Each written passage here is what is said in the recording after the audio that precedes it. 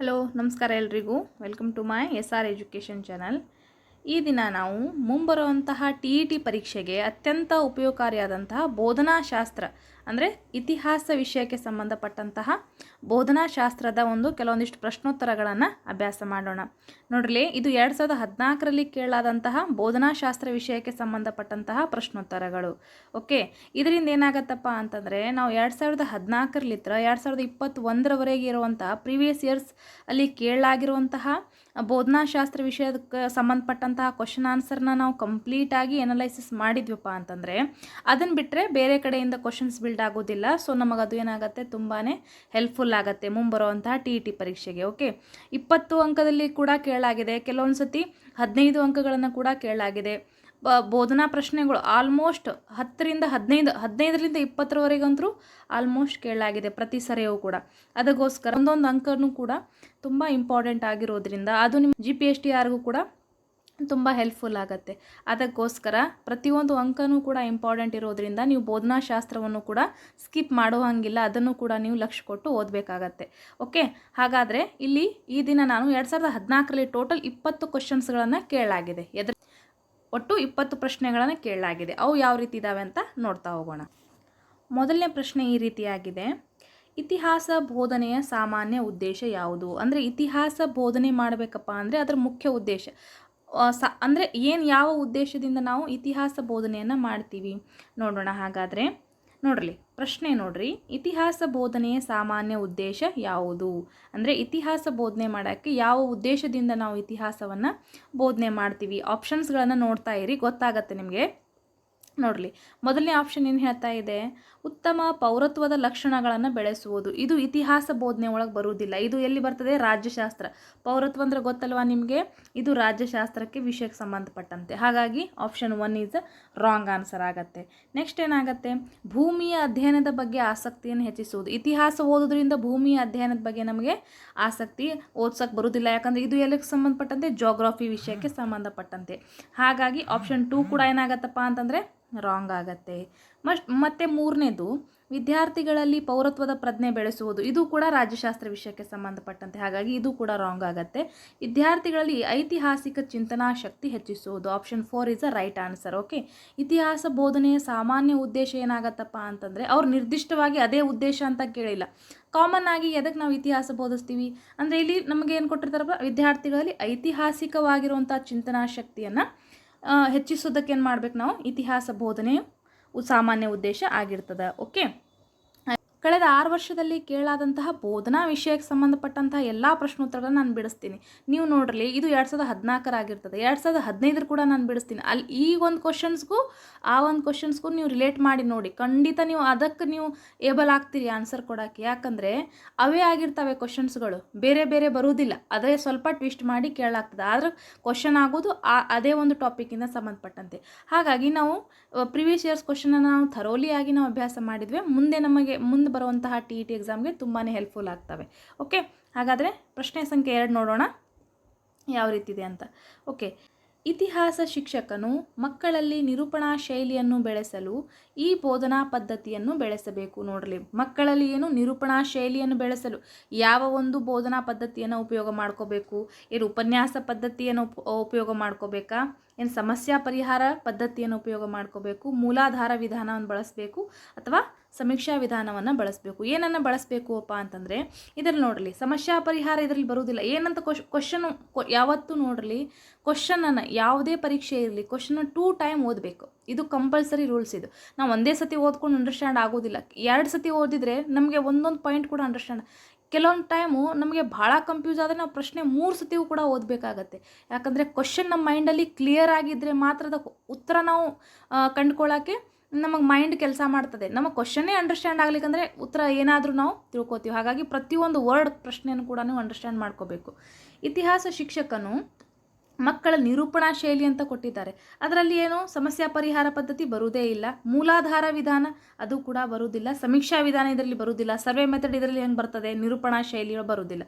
ಹಾಗಾದರೆ ಈ ಪ್ರಶ್ನೆಗೆ ಸರಿಯಾದ ಉತ್ತರ ಆಪ್ಷನ್ 1 ಆಗುತ್ತೆ, ಉಪನ್ಯಾಸ ಪದ್ಧತಿ. ಉಪನ್ಯಾಸಕರು ಅಂದ್ರೆ ಗೊತ್ತಿದೆ ಅಲ್ಲ ನಿಮಗೆ, ಲೆಕ್ಚರರು. ಅವರು ಶಿಕ್ಷಕರು ಹೇಳ್ತಾ ಇರ್ತಾರೆ, ವಿದ್ಯಾರ್ಥಿಗಳು ಕೇಳ್ತಾ ಇರ್ತಾರೆ.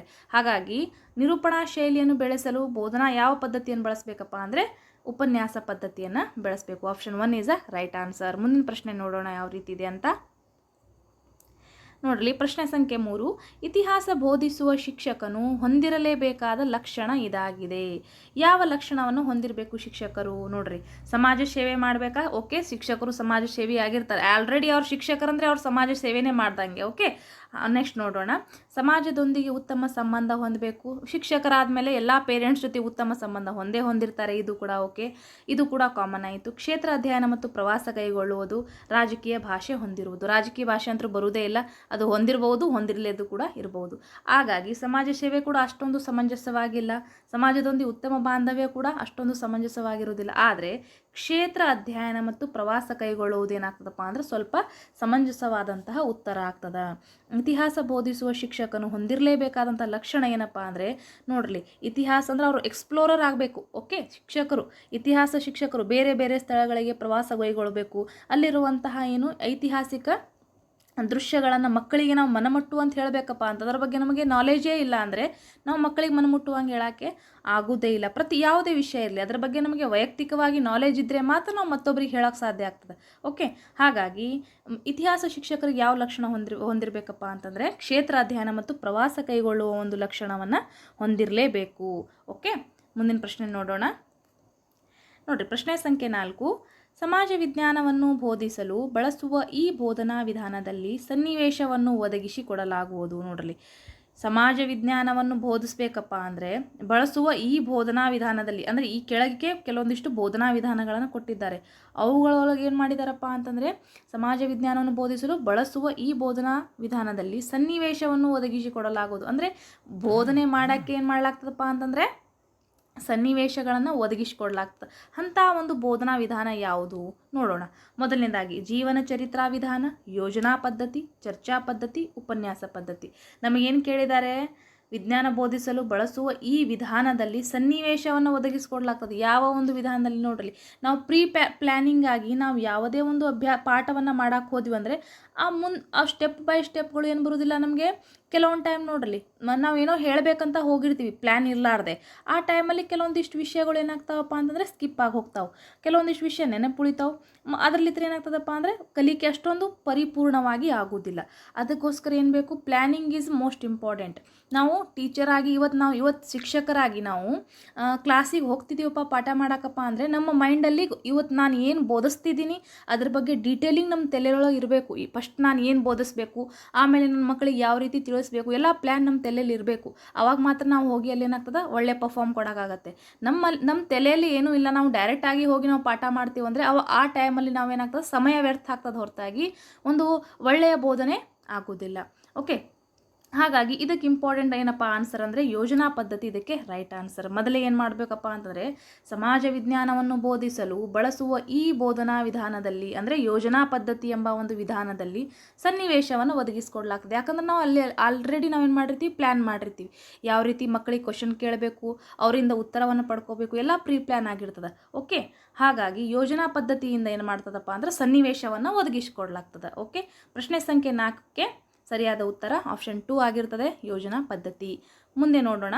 ಕ್ವಶನ್ ನಂಬರ್ 5 ನೋಡ್ರಿ, ಇತಿಹಾಸ ಕೊಠಡಿಯ ಒಂದು ಭಾಗದಲ್ಲಿ ಈ ಕೆಳಗಿನ ಯಾವ ವಿಭಾಗವನ್ನು ಸ್ಥಾಪಿಸಲೇಬೇಕು? ಅಂದರೆ ಹಿಸ್ಟ್ರಿ ನಾವು ಬೋಧನೆ ಮಾಡ್ತಿದ್ದೀವಪ್ಪ ಅಂತಂದರೆ ಅದು ಇತಿಹಾಸಕ್ಕೆ ಸಂಬಂಧಪಟ್ಟಂತಹ ಕೆಲವೊಂದಿಷ್ಟು ವಸ್ತುಗಳು ಬೇಕಾಗಿರ್ತಾವಲ್ವ. ಭೂಪಟಗಳಾಗಿರ್ಬೋದು, ಗ್ಲೋಬ್ ಮ್ಯಾಪ್ಗಳು ಅವೆಲ್ಲ ಬೇಕಲ್ವ ನಮಗೆ, ಮತ್ತು ಕ್ಲಾಸ್ಗಳು ಬೇಕು, ಇವೆಲ್ಲ ಕೂಡ ಬೇಕಾಗಿರ್ತವೆ. ಅಂಥ ಒಂದು ಸಮಯದಲ್ಲಿ ಅದಕ್ಕೇನು ಬೇಕು? ಪ್ರಯೋಗಾಲಯದಲ್ಲಿ ಇವೆಲ್ಲ ಇರೋಕ್ಕಾಗ್ತದ? ನೋ, ಇದು ಕೂಡ ರಾಂಗ್ ಆಗ್ತದೆ. ಮತ್ತು ಗಣಿತದ ಕಿಟ್ ಅದು ಮ್ಯಾಥ್ಸ್ ವಿಷಯ ಬೋಧನೆ ಮಾಡೋದಾಗಿರ್ಬೋದು, ಹಾಗಾಗಿ ಇದು ಕೂಡ ತಪ್ಪು. ಭಾಷಾ ಉಪಕರಣಗಳು ಇದು ಏನಪ್ಪ ಅಂದರೆ ಕನ್ನಡ ಬೋಧನೆ ಒಳಗಾಗಿರ್ತದೆ ಭಾಷೆ ಬಗ್ಗೆ. ಆದರೆ ವಸ್ತು ಸಂಗ್ರಹಾಲಯ ಮೀನ್ಸ್ ಗ್ಲೋಬ್ ಆಗಿರ್ಬೋದು, ಚಾರ್ಟ್ ಆಗಿರಬಹುದು, ಅಟ್ಲಾಸ್ ಆಗಿರ್ಬೋದು, ಇವೆಲ್ಲವೂ ಕೂಡ ಏನಾಗಿರ್ತದಪ್ಪ ಅಂತಂದರೆ ನಮಗೆ ಇತಿಹಾಸ ಬೋಧನೆಗೆ ಹೆಲ್ಪ್ಫುಲ್ ಆಗುವಂತಹ ವಸ್ತುಗಳ ಒಂದು ಸಂಗ್ರಹಾಲಯದಲ್ಲಿ ಇಡಬೇಕಾಗತ್ತೆ. ಓಕೆ, ಹಾಗಾಗಿ ಈ ಪ್ರಶ್ನೆಗೆ ಸರಿಯಾದ ಉತ್ತರ option 1 is a right answer. Okay, ಪ್ರಶ್ನೆ ಸಂಖ್ಯೆ 6. ಇತಿಹಾಸ ಶಿಕ್ಷಕರು ವಿದ್ಯಾರ್ಥಿಗಳಲ್ಲಿ ಕಾಲ ಪ್ರಜ್ಞೆಯನ್ನು ಬೆಳೆಸಲು ಈ ಬೋಧನೋಪಕರಣಗಳನ್ನು ಬಳಸುವುದು. ಯಾವ ಬೋಧನೋಪಕರಣ ಬಳಸಲು? ಏನನ್ನು ಬೆಳೆಸಲು? ಕಾಲ ಪ್ರಜ್ಞೆ. ಓಕೆ, ನಮಗೆ ಕಾಲ ಪ್ರಜ್ಞೆಯನ್ನು ಬೆಳೆಸಲು ಏನು ಬೇಕು? ಕಪ್ಪು ಹಲಿಗೆ ಬೇಕಾ? ಕಪ್ಪು ಹಲಿಗೆ ಮೇಲೆ ನಾವು ಯಾವ ರೀತಿಯಾಗಿ ಕಾಲ ಪ್ರಜ್ಞೆಯನ್ನು ಬೆಳೆಸೋಕ್ಕಾಗ್ತದೆ? ಆಗ್ಬೋದು, ಯಾಕಂದರೆ ಕಾಲಾನುಕ್ರಮಣದಲ್ಲಿ ನಾವೆಲ್ಲ ಇಸ್ವಿಗಳನ್ನು ಬರೆದು ಬೋಧಿಸ್ಬೋದು, ಆದರೆ ಅಷ್ಟೊಂದು ಸಮಂಜಸವಾಗಿ ಇರುವುದಿಲ್ಲ. ಚಿತ್ರಪಟ ಮೂಲಕ ನಾವೇನು ಮಾಡ್ಬೋದು, ನಕ್ಷೆಯನ್ನು ತೋರಿಸ್ಬೋದು ಹೊರತಾಗಿ ಒಂದು ರೇಖೆಯನ್ನು ಕಾಲಪ್ರಜ್ಞೆಯನ್ನು ಮೂಡ್ಸೋಕ್ಕಾಗೋದಿಲ್ಲ ಅದರಲ್ಲಿ ಅಷ್ಟೊಂದು ಸಮಂಜಸವಾಗಿ. ವಿಸ್ತರಣಾ ಪಟ ಇದರಲ್ಲಿಯೂ ಕೂಡ ಆಗೋದಿಲ್ಲ. ಕಾಲರೇಖೆ option 4 is the right answer. ಕಾಲರೇಖೆಯನ್ನು ಏನು ಮಾಡ್ತೀವಪ್ಪ ಅಂತಂದರೆ ಒಂದು ಕಾಲದಿಂದ ಒಂದು ಕಾಲಕ್ಕೆ ಏನು ಮಾಡ್ತೀವಪ್ಪ ಅಂದರೆ ಅಷ್ಟಷ್ಟು ಇಸ್ವಿಗಳು ಬಂದಿದ್ದು ಅಂತ ಕಾಲರೇಖೆಯ ಮೂಲಕ ನಾವೇನು ಮಾಡ್ತೀವಿ, ಮಕ್ಕಳಲ್ಲಿ ಕಾಲಪ್ರಜ್ಞೆಯನ್ನು ಬೆಳೆಸ್ತೀವಿ. ಹಾಗಾಗಿ ಈ ಪ್ರಶ್ನೆಗೆ ಸರಿಯಾದ ಉತ್ತರ ಯಾವುದಾಗತ್ತಪ್ಪ ಅಂದರೆ option 4 is the right answer, ಕಾಲರೇಖೆ. ಓಕೆ, ಪ್ರಶ್ನೆ ಸಂಖ್ಯೆ 6ಕ್ಕೆ ಸರಿಯಾದ ಉತ್ತರ ಆಪ್ಷನ್ 4 ಆಗತ್ತೆ. ಓಕೆ, ನೆಕ್ಸ್ಟ್ 7ನೇ ಪ್ರಶ್ನೆ ಯಾವ ರೀತಿ ಇದೆ ಅಂತ ನೋಡೋಣ. 7ನೇ ಪ್ರಶ್ನೆ ನೋಡಿ, ಇತಿಹಾಸ ಬೋಧನೆ ಹೆಚ್ಚು ಪರಿಣಾಮಕಾರಿಯಾಗಲು ಯಾವ ಚಟುವಟಿಕೆ ಹೆಚ್ಚು ಪ್ರಭಾವ ಬೀರುತ್ತದೆ? ನೋಡ್ರಿ, ಇತಿಹಾಸ ಬೋಧನೆ ಹೆಚ್ಚು ಪರಿಣಾಮಕಾರಿಯಾಗಲು ಯಾವ ಚಟುವಟಿಕೆ ಹೆಚ್ಚು ಪ್ರಭಾವ ಬೀರ್ತದ? ಚಟುವಟಿಕೆ ನೋಡ್ರಿ, ನಾಟಕಾಭಿನಯ, ಚರ್ಚಾ ಸ್ಪರ್ಧೆ, ರೇಡಿಯೋ ಬಳಕೆ, ಕಪ್ಪು ಹಲಗೆಯ ಬಳಕೆ. ನೋಡ್ರಿ, ಇತಿಹಾಸ ಮೀನ್ಸ್ ಏನಾಗಿರ್ತದೆ, ಘಟನೆಗಳ ಒಂದು ಕಥೆಯ ರೂಪದಲ್ಲಿ ಹೇಳಿರ್ಲಾಗ್ತದೆ, ಓಕೆ ಅಲ್ವಾ? ಅದನ್ನೇನು ಮಾಡ್ತೀವಿ ನಾವು, ನಾಟಕಾಭಿನಯ ಮಾಡೋದ್ರಿಂದ ಹೆಚ್ಚು ಏನಾಗ್ತದಪ್ಪ ಅಂದ್ರೆ ಮಕ್ಕಳ ಮನಮುಟ್ಟುವಂಗೆ ನೋಡಲಿ, ರಾಜರು ಮಹಾರಾಜುಗಳ ವೇಷಭೂಷಣ ಧರಿಸ್ಕೊಂಡು ಮಕ್ಕಳು ಅದು ನಾಟಕ ರೂಪದಲ್ಲಿ ಹೇಳಿಕೊಟ್ರೆ, ಹಿಂಗೆ ದೊಡ್ಡ ಮಹಾನ್ ವ್ಯಕ್ತಿಗಳನ್ನು ಒಂದು ಅವರ ಜೀವನ ಚರಿತ್ರೆ ಏನಾಗಿರಲಿ, ಅವರ ಒಂದು ಇತಿಹಾಸದಲ್ಲಿ ಬರುವಂತಹ ವೀರರ ಕಥೆಗಳಾಗಿರಲಿ, ಭಗತ್ ಸಿಂಗ್ ಅವ್ರ ಕಥೆಗಳಾಗಿರಲಿ, ಬೇರೆ ಬೇರೆ ಇತಿಹಾಸ ಎಷ್ಟೋ ಜನ ಮಹಾನ್ ಸ್ವತಂತ್ರ ಹೋರಾಟಗಾರರಿದ್ದಾರೆ, ಅವರ ಕಥೆಗಳನ್ನಾಗಿರಲಿ ಎಲ್ಲವನ್ನು ಕೂಡ ಮಕ್ಕಳಿಗೆ ನಾಟಕದ ರೂಪದಲ್ಲಿ ನಾವು ತಿಳಿಸ್ಕೊಟ್ರೆ ಅವ್ರಿಗೆ ಏನಾಗ್ತದಪ್ಪ ಅಂತಂದರೆ ತುಂಬ ಮನಮುಟ್ಟುವಂಗೆ ಆಗ್ತದೆ. ಅದಕ್ಕೆ ಚರ್ಚಾ ಸ್ಪರ್ಧೆಯಿಂದ ಇತಿಹಾಸ ನಾವು ಅಷ್ಟೊಂದು ಪರಿಣಾಮಕಾರಿ ನಮಗೇನು ಕೊಟ್ಟಿದ್ದಾರೆ, ಇತಿಹಾಸ ಹೆಚ್ಚು ಪರಿಣಾಮ ಅಂತ ಕೊಟ್ಟಾರೆ. ಅಂದರೆ ಹೆಚ್ಚು ನಾಟಕ ನೋಡ್ರಿ, ಸಿನಿಮಾ ಆಗಿರ್ಬೋದು, ವಿಡಿಯೋಸ್ ಆಗಿರ್ಬೋದು, ಅದು ನಾವು ನೋಡಿದ್ರೆ ಅದು ಏನಾಗ್ತದೆ, ಭಾಳಷ್ಟು ದಿನ ನಮ್ಮ ತಲೆಯಲ್ಲಿ ಉಳ್ಕೊಂಡಿರ್ತದೆ. ಚರ್ಚಾ ಸ್ಪರ್ಧೆ ಮಾಡಿರ್ತೀವಿ, ಚರ್ಚಾ ಸ್ಪರ್ಧೆಯಲ್ಲಿಂದ ಕೂಡ ಕೆಲವೊಂದಿಷ್ಟು ವಿಷಯ ನೆನಪಲ್ಲಿ ಇಳ್ಕೊತವೆ. ಆದರೆ ಚಿಕ್ಕ ಮಕ್ಕಳಲ್ವಾ, ಅವರಿಗೆ ನಾಟಕದ ರೂಪದಲ್ಲಿ ನಾವು ಡೈಲಾಗ್ಸ್ಗಳನ್ನು ಹೇಳಿಸಿ, ಈಗ ರಾಣಿ ಹಬ್ಬಕ್ಕ ಈ ರೀತಿಯಾಗಿ, ಕಿತ್ತೂರು ರಾಣಿ ಚೆನ್ನಮ್ಮ ಈ ರೀತಿಯಾಗಿ ಅವರವನ್ನು ಕೊಟ್ಟು ನಾಟಕ ರೂಪದಲ್ಲಿ ಅದನ್ನು ಮಾಡಿ ತೋರಿಸಿದ್ರೆ ಮಕ್ಕಳು ಅದನ್ನು ಸರಿಯಾಗಿ ಏನು ಮಾಡ್ತಾರಪ್ಪ ಅಂದರೆ, ಸಂಗೊಳ್ಳಿ ರಾಯಣ್ಣ ಅವರು ಕೆಲವೊಬ್ರು ನಾಟಕ ಅಭಿನಯ ಮಾಡಿದರೆ ಮಕ್ಕಳಿಗೆ ಹೆಚ್ಚು ಮನ ಮುಟ್ಟುವಂತೆ ಮತ್ತು ಪರಿಣಾಮಕಾರಿಯಾಗಿ ಅವ್ರಿಗೆ ಕಲೀಲಿಕ್ಕೆ ಏನಾಗ್ತಪ್ಪ ಅಂದರೆ ಸಹಾಯಕಾರಿಯಾಗ್ತದೆ. ಹಾಗಾಗಿ ಇತಿಹಾಸ ಬೋಧನೆ ಹೆಚ್ಚು ಪರಿಣಾಮಕಾರಿಯಾಗಲು ಯಾವ ಚಟುವಟಿಕೆ ಹೆಚ್ಚು ಪ್ರಭಾವಪ್ಪ ಅಂದರೆ ನಾಟಕಾಭಿನಯ ಚಟುವಟಿಕೆ ಹೆಚ್ಚು ಪ್ರಭಾವ ಬೀರುತ್ತದೆ. ಈ ರೀತಿಯಾಗಿ ನಿಮಗೆ ನೆಕ್ಸ್ಟ್ ಮುಂದಿನ ಯಾವುದಾದ್ರೂ ಪ್ರಶ್ನೆ ಕೇಳಿದರೆ ಇದಕ್ಕೆ ಸರಿಯಾದ ಉತ್ತರ ನೀವು ಹಾಕಬೇಕು. ನಾಟಕಾಭಿನಯ ಅಂತ ಕೊಟ್ಟರೆ ನಿಮಗೆ ಅದನ್ನು ನೀವು ಏನು ಮಾಡಬೇಕಾಗ್ತದೆ, ನಾಟಕಾಭಿನಯ ಅಂತ ಕೊಟ್ಟರೆ ನೀವು ಅದನ್ನೇನು ಮಾಡಬೇಕಾಗ್ತದೆ, ರೈಟ್ ಆನ್ಸರ್ ಅಂತ ಕೊಡಬೇಕಾಗತ್ತೆ. ಓಕೆ, ಪ್ರಶ್ನೆ ಸಂಖ್ಯೆ 7ಕ್ಕೆ ಸರಿಯಾದ ಉತ್ತರ ಆಪ್ಷನ್ 1 ನಾಟಕಾಭಿನಯ. ಚರ್ಚಾ ಸ್ಪರ್ಧೆ ಅಲ್ಲ, ರೇಡಿಯೋ ಬಳಕೆ ಕೂಡ ಅಲ್ವಾ, ಮತ್ತು ಕಪ್ಪು ಹಲಗೆ ಕೂಡ ಅಲ್ಲ. ಓಕೆ, ರೇಡಿಯೋ ಕೇವಲ ಏನಾಗ್ತದೆ, ಆಡಿಯೋ ಆಗ್ತದೆ, ಯಾಕಂದ್ರೆ ಕೇಳಬಹುದು. ಕಪ್ಪು ಹಲಗೆ ಕೇವಲ ನೋಡ್ಬೋದು. ಚರ್ಚಾ ಸ್ಪರ್ಧೆ ಅಂದ್ರೆ ಯಾವ ಮಾತು ಎಲ್ಲಿಗೆ ಹೋಗ್ತದೆ ಅದು ಹೇಳಕ್ಕೆ ಬರೋದಿಲ್ಲ ಸ್ಪರ್ಧೆ ಒಳಗೆ. ಆದರೆ ನಾಟಕಾಭಿನಯ ಮಕ್ಕಳು ಏನು ಮಾಡ್ತಾರಂದರೆ ಆ ಡೈಲಾಗ್ಸ್ಗಳನ್ನು ಕೇಳ್ತಾರೆ ಮತ್ತು ಅವ್ರ ಆ್ಯಕ್ಷನ್ಗಳನ್ನು ಕೂಡ ನೋಡ್ತಾರೆ, ಎರಡೂ ಆಗ್ತಾವೆ. ಹಾಗಾಗಿ ಹೆಚ್ಚು ಪರಿಣಾಮಕಾರಿ ಅದು ಆಗ್ತದೆ. ಓಕೆ, ಪ್ರಶ್ನೆ ಸಂಖ್ಯೆ 8 ನೋಡೋಣ ಯಾವ ರೀತಿ ಇದೆ ಅಂತ. ಪ್ರಶ್ನೆ ಸಂಖ್ಯೆ 8 ನೋಡಿ, ಇತಿಹಾಸ ಶಿಕ್ಷಕನು ತನ್ನ ವೃತ್ತಿ ಬೆಳವಣಿಗೆಗಾಗಿ ಈ ಕೆಳಗಿನ ಯಾವ ಕ್ರಮವನ್ನು ಕೈಗೊಳ್ಳಬೇಕು? ನೋಡ್ರಿ, ಇತಿಹಾಸ ಶಿಕ್ಷಕನು ತನ್ನ ವೃತ್ತಿ ಬೆಳವಣಿಗೆಗಾಗಿ ಯಾವ ಕ್ರಮವನ್ನು ಕೈಗೊಳ್ಳಬೇಕು? ಆಪ್ಷನನ್ನು ನೋಡಿ. ಹೆಚ್ಚು ಪುಸ್ತಕಗಳನ್ನು ಅಧ್ಯಯನ ಮಾಡಬೇಕಾ ಇತಿಹಾಸ ಶಿಕ್ಷಕರು? ನೋಡ್ರಿ, ಇತಿಹಾಸ ಶಿಕ್ಷಕರು ಅಷ್ಟೇ ಅಲ್ಲ, ಶಿಕ್ಷಕ ಅಂತಂದ್ರೇನು, ನಿರಂತರ ಅವನೇನು ಮಾಡ್ತಾ ಇರಬೇಕಂದ್ರೆ ಓದ್ತಾನೆ ಇರಬೇಕು. ಯಾಕಂದರೆ ಹೊಸ ಮಾಹಿತಿಗಳನ್ನು ಅವ್ರು ಎಷ್ಟು ತಿಳ್ಕೊತಿರ್ತಾರೆ, ಎಷ್ಟು ಅಪ್ಡೇಟ್ ಆಗ್ತಿರ್ತಾರಲ್ಲ, ಮಕ್ಕಳಿಗೆ ಅಷ್ಟೋ ಒಳ್ಳೆಯ ವಿದ್ಯಾಭ್ಯಾಸವನ್ನು ಕೊಡೋಕ್ಕೆ ಸಾಧ್ಯ ಆಗ್ತದೆ. ಯಾವತ್ತೂ ಶಿಕ್ಷಕರು ನಿಂತ ನೀರು ಆಗಬಾರ್ದು, ಅದು ಹರಿಯುತ್ತಿರುವಂತಹ ನದಿಯ ಥರ. ಅಂದರೆ ಹೊಸ ನೀರು ಸೇರಿಕೊಂಡು ಶಿಕ್ಷಕರು ಪವಿತ್ರವಾದ ನದಿ ಯಾವ ರೀತಿ ಹರಿತಾ ಇರ್ತದಲ್ಲ ಆ ರೀತಿ ಅವರು ತಮ್ಮ ವಿದ್ಯಾಭ್ಯಾಸವನ್ನು ಧಾರೆ ಎಳಿತಾ ಇರಬೇಕು, ಕೇವಲ ನಿಂತ ನೀರಾಗಬಾರ್ದು. ಓಕೆ, ಹಾಗಾಗಿ ನಾಲೆಜ್ ಅಂದ್ರೇನು, ಅದರ ಹೊಸ ವಿಷಯಗಳನ್ನು ಸೇರಿಸ್ತಾ ಹೋದರೆ ಅದು ಏನಾಗ್ತದಪ್ಪ ಅಂದ್ರೆ ಜ್ಞಾನ ಭಂಡಾರ. ಟೀಚರ್ ಒಂದು ಹತ್ತಿರ ಜ್ಞಾನ ಭಂಡಾರ ಇದ್ದರೆ ಅವ್ರು ಏನು ಮಾಡ್ತಾರಪ್ಪ ಅಂದ್ರೆ ಮಕ್ಕಳಿಗೆ ಅದನ್ನು ಕೊಡೋಕ್ಕೆ ಸಾಧ್ಯ ಆಗ್ತದೆ. ಹಾಗಾದರೆ ಹೆಚ್ಚು ಪುಸ್ತಕಗಳನ್ನು ಅಧ್ಯಯನ ಮಾಡಬೇಕಾ? ನೋಡೋಣ. ಪ್ರಯೋಗಾಲಯದಲ್ಲಿ ಹೆಚ್ಚು ಕಾಲ ಕಳೆಯಬೇಕಾ? ಇದು ಅಂತೂ ಕೂಡ ಆಗೋದಿಲ್ಲ. ಕ್ಷೇತ್ರ ಪ್ರವಾಸವನ್ನು ಕೈಗೊಳ್ಳೋದು, ಸಂಘ ಸಂಸ್ಥೆಗಳ ಸದಸ್ಯನಾಗಿರೋದು ಕೂಡ ರಾಂಗ್ ಆಗುತ್ತೆ. ಹೆಚ್ಚು ಪುಸ್ತಕಗಳನ್ನು ಅಧ್ಯಯನ ಮಾಡಬೇಕಾ? ಇದು ಕೂಡ ರಾಂಗ್ ಆಗುತ್ತೆ. ಇದರಲ್ಲಿ ಸರಿಯಾದ ನೋಡ್ರಿ, ಇತಿಹಾಸ ಶಿಕ್ಷಕನ ತನ್ನ ವೃತ್ತಿ ಬೆಳವಣಿಗೆಗಾಗಿ ಕೆಳಗಿನ ಯಾವ ಕ್ರಮವನ್ನು ಕೈಗೊಳ್ಳಬೇಕು? ಕ್ಷೇತ್ರ ಪ್ರವಾಸವನ್ನು ಕೈಗೊಳ್ಳಬೇಕು. ಏನು ಮಾಡಬೇಕು? ಕ್ಷೇತ್ರ ಪ್ರವಾಸವನ್ನು ಕೈಗೊಳ್ಳಬೇಕು. ಇವು ಮೂರು ನೋಡ್ರಿ, ಯಾವತ್ತೂ ನೋಡ್ರಿ ನಿಮಗೆ ಅನ್ನಿಸ್ಬಹುದು ನಮಗೆ ನೋಡಿದ ತಕ್ಷಣ ಒಂದು ಸ್ಟ್ರಾಂಗ್ ಬಿಲೀವ್ ಬರ್ತದೆ. ನಾವು 4 ಆಪ್ಷನನ್ನು ನೋಡಿದ ತಕ್ಷಣ ಇದು ಅಂತೂ ಆಗೋಕ್ಕೆ ಸಾಧ್ಯನೇ ಇಲ್ಲ. ಹೆಚ್ಚು ಪುಸ್ತಕ ಓದಿದರೆ ಏನಾಗ್ತದೆ, ಹೆಚ್ಚು ಜ್ಞಾನಿ ಆಗೋಕ್ಕೆ ಸಾಧ್ಯನಾ? ಆಗೋದಿಲ್ಲ. ನೋಡಲಿ, ಓದಬೇಕು, ಎಷ್ಟು ಓದಬೇಕು ಅಷ್ಟೇ ಓದಬೇಕು. ಹೆಚ್ಚು ಪುಸ್ತಕ ಓದಿದ್ರೆ ಅವ್ನು ಜ್ಞಾನಿ ಆಗ್ತಾನಂತಂದ್ರೆ ಆಗೋದೇ ಇಲ್ಲ. ಯಾಕಂದರೆ ಅವ್ನು ಬುಕ್ಕಿಶ್ ಮೈಂಡ್ ಆಗಿಬಿಡ್ತದೆ. ಅವನು ಹೊರಗಡೆ ಇರೋವಂಥ ಜಗತ್ತನ್ನು ಎಕ್ಸ್ಪ್ಲೋರ್ ಮಾಡೋಕೆ ಅವ್ರ ಕಡೆ ಸಾಧ್ಯ ಆಗೋದಿಲ್ಲ. ಹಾಗಾಗಿ ಇದಕ್ಕೆ ಸರಿಯಾದ ಉತ್ತರ ಏನಾಗ್ತದೆ? ಆಪ್ಷನ್ 3, ಕ್ಷೇತ್ರ ಪ್ರವಾಸವನ್ನು ಕೈಗೊಳ್ಳುವುದು. ಓಕೆ, ಇತಿಹಾಸ ಶಿಕ್ಷಕನು ತನ್ನ ವೃತ್ತಿ ಬೆಳವಣಿಗೆಗಾಗಿ ಈ ಕೆಳಗಿನ ಯಾವ ಕ್ರಮವನ್ನು ಕೈಗೊಳ್ಳಬೇಕಪ್ಪ ಅಂದರೆ ಕ್ಷೇತ್ರ ಪ್ರವಾಸವನ್ನು ಕೈಗೊಳ್ಳಬೇಕು. ಓಕೆ, ನೆಕ್ಸ್ಟ್ ಮುಂದಿನ ಪ್ರಶ್ನೆ. ಈ ಪ್ರಶ್ನೆಗೆ ಇದು ಸರಿಯಾದ ಆನ್ಸರ್ ಆಪ್ಷನ್ 3 ಆಗಿತ್ತು. 9ನೇ ಪ್ರಶ್ನೆ ನೋಡೋಣ ಯಾವ ರೀತಿ ಇದೆ ಅಂತ. ವಿದ್ಯಾರ್ಥಿಯು ಸಮುದ್ರಗುಪ್ತನ ಸಾಧನೆಯನ್ನು ವಿವರಿಸುವನು. ಇದು ಇತಿಹಾಸದ ಯಾವ ಉದ್ದೇಶಕ್ಕೆ ಸಂಬಂಧಿಸಿದೆ? ನೋಡಲಿ, ಈ ಪ್ರಶ್ನೆ ಪ್ರತಿ ಸರಿಯೂ ಕೂಡ ನಾನು ಮುಂದೆ ಕೂಡ 2017 ಆಗಿರ್ಬೋದು, 2015 ಆಗಿರ್ಬೋದು, ಮತ್ತು 19 ಮತ್ತು 2021 ಕೂಡ ನಾನು ಕ್ವಶನ್ ಸಾಲ್ವ್ ಮಾಡ್ತೀನಿ ನಿಮಗೆ. ಆವಾಗ ನೀವು ರಿಯಲೈಸ್ ಮಾಡ್ಕೋತೀರಿ ಏನಂತ. ಪ್ರತಿ ಸರಿಯೂ ಕೂಡ ಈ ಒಂದು ಬೋಧನಾ ವಿಧಾನಗಳ ಬಗ್ಗೆ ಪ್ರತಿಯೊಂದು ಕೂಡ ಈ ಬೋಧನಾ ಉದ್ದೇಶಗಳ ಮೇಲೆ ಒಂದು ಪ್ರಶ್ನೆ ಅಂತರೂ ಫಿಕ್ಸ್ ಕೇಳ್ತಾರೆ. ಆದರೆ ಭಾಳಷ್ಟು ಜನಕ್ಕೆ ಇದು ಕನ್ಫ್ಯೂಸ್ ಆಗಿಬಿಡ್ತಾರೆ. ಏನೋ ಹೋಗಿ ಏನೋ ಬೇರೆದೇ ಹಾಕಿ ಬಂದಿರ್ತಾರೆ. ಓಕೆ, ಹಾಗೆ ನೀವು ಮಿಸ್ಟೇಕನ್ನು ಮಾಡೋಕ್ಕೆ ಹೋಗಬೇಡಿ. ಯಾಕಂದರೆ ಒಂದೊಂದು ಅಂಕ ಕೂಡ ತುಂಬ ಇಂಪಾರ್ಟೆಂಟ್ ಇರೋದ್ರಿಂದ ನೀವು ಸರಿಯಾಗಿ ತಿಳ್ಕೊಳ್ರಿ ಅಂತ ಹೇಳ್ತಾ ಇರೋದು.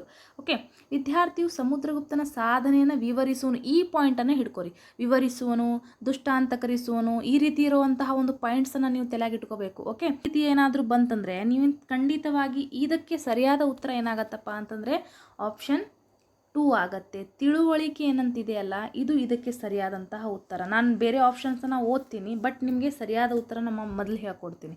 ಓಕೆ, ವಿವರಿಸುವನು, ದುಷ್ಟಾಂತರೀಕರಿಸುವನು ಅಂತ ಬಂತಂದರೆ ನೀವು ತಿಳುವಳಿಕೆಯನ್ನು ಡೈರೆಕ್ಟಾಗಿ ಹಾಕ್ಬೋದು. ಓಕೆ ಮಕ್ಕಳು, ಮತ್ತು ಜ್ಞಾನಕ್ಕೆ ಏನು ಯೂಸ್ ಮಾಡ್ತೀವ್ರಿ, ಅನ್ವಯಕ್ಕೆ ಏನು ಯೂಸ್ ಮಾಡ್ತೀವ್ರಿ, ಕೌಶಲ್ಯ ಎದಕ್ಕೆ ಯೂಸ್ ಮಾಡ್ತೀವಿ ಅದನ್ನು ಕೂಡ ನಾನು ನಿಮ್ಗೆ ಹೇಳ್ತೀನಿ. ಜ್ಞಾನ ಅಂದರೆ ತಕ್ಷಣ ಕ್ವಶನ್ ಕೇಳಿದ ತಕ್ಷಣ ನಿಮಗೆ ತಟಕ್ಕನ ಅಂದರೆ ನಿಮ್ಮ ಜ್ಞಾನಕ್ಕೆ ಪಟಕನೆ ಅಂತಾರಲ್ಲ, GK ನಾಲೆಜ್ ಅಂತೀವಲ್ಲ, ಹೀಗೆ ಫ್ಯಾಕ್ಟ್ಸ್ ಬೇಸ್ ಇರೋವಂಥದ್ದು. ಓಕೆ, ಕೇಳಿದ ತಕ್ಷಣ ಪಟಕನ ನೀವು ಉತ್ತರವನ್ನು ಕೊಟ್ಟರಪ್ಪ ಅಂದರೆ 1 ಲೈನ್ ಒಳಗೆ ಅಥವಾ 1 ವರ್ಡ್ ಒಳಗೆ ಅವು ಜ್ಞಾನಕ್ಕೆ ಸಂಬಂಧಪಟ್ಟಿರ್ತಾವೆ. ಓಕೆ, ಅನ್ವಯ ಅಂದ್ರೇನು?